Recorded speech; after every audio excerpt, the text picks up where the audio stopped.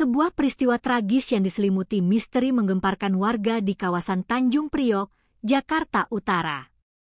Seorang wanita muda ditemukan tewas di dalam kamar kosnya pada Jumat pagi, 5 Juni 2026. Kematian korban yang dinilai mendadak ini mendatangkan dugaan kuat adanya ketidakwajaran yang kini tengah menjadi fokus penyelidikan intensif pihak kepolisian. TKP berada di sebuah rumah kos berlantai 2 yang terletak di Jalan Ganggeng 6, Kelurahan Sungai Bambu, Kecamatan Tanjung Priok. Suasana Jumat pagi yang awalnya tenang mendadak berubah menjadi kegemparan saat jasad korban pertama kali ditemukan oleh rekannya sendiri.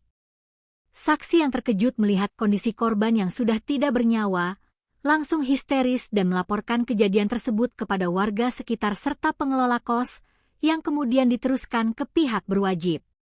Mendapat laporan darurat tersebut, aparat bergerak cepat. Petugas gabungan dari Polsek Tanjung Priok dan Polres Metro Jakarta Utara langsung diterjunkan ke lokasi kejadian. Guna menjaga keaslian tempat kejadian perkara dari kerumunan warga yang penasaran, polisi segera memasang garis kuning pembatas di sekeliling area rumah kos tersebut. Tim Satreskrim langsung melakukan olah TKP secara mendalam di dalam kamar korban. Petugas menyisir setiap sudut ruangan untuk mencari petunjuk, jejak, maupun barang-barang milik korban yang sekiranya berkaitan dengan kematiannya. Dalam proses penyelidikan awal ini, polisi mengamankan sejumlah barang bukti penting dari dalam kamar kos korban untuk diperiksa lebih lanjut secara laboratoris. Tidak hanya mengumpulkan bukti fisik, polisi juga bergerak cepat mengamankan potensi informasi dari orang-orang terdekat korban. 2 orang saksi, terdiri dari seorang pria dan seorang wanita, langsung dibawa oleh petugas ke Mapolsek Tanjung Priok. Keduanya menjalani pemeriksaan intensif untuk dimintai keterangan terkait aktivitas terakhir korban serta kronologi penemuan jasad. Pihak kepolisian sendiri bersikap sangat hati-hati dalam menangani kasus ini.